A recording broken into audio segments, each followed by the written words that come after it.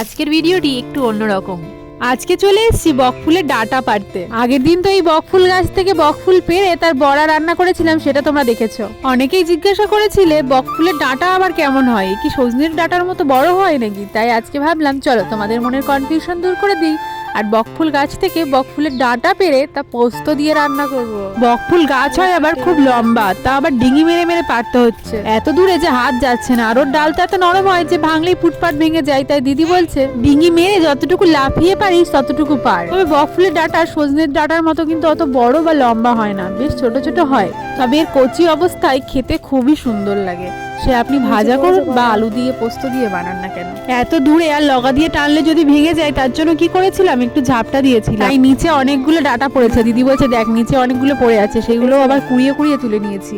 আসলে আমরা সবই তো বেশিরভাগ ফুল অবস্থাতে খাই, তাই ডাঁটা খুব অল্প পরিমাণে ধরেছে গাছে। এই দেখুন আমাদের বাগানের একটি গাছের সঙ্গে আপনাদের পরিচয় করিয়ে দিই। এটি হচ্ছে মৌসুমী লেবু গাছ, এতে প্রচুর পরিমাণে ফলন আসে। তবে আমি কিন্তু রাঁধুনি খুব একটা ভালো নয়, তাই আজকে মা রান্না করছিল খুবই নিরামিষ ভাবে, সাদামাটা ভাবে মা আজকে আলু পোস্তটি করেছে, অসম্ভব সুন্দর। তবে আমরা বাটা পোস্ত খেয়েছি, কখনো গোটা পোস্ত খেয়েছেন? তারই রেসিপি এটি একটি, বাড়িতে কখনো ট্রাই করলে অবশ্যই জানাবেন।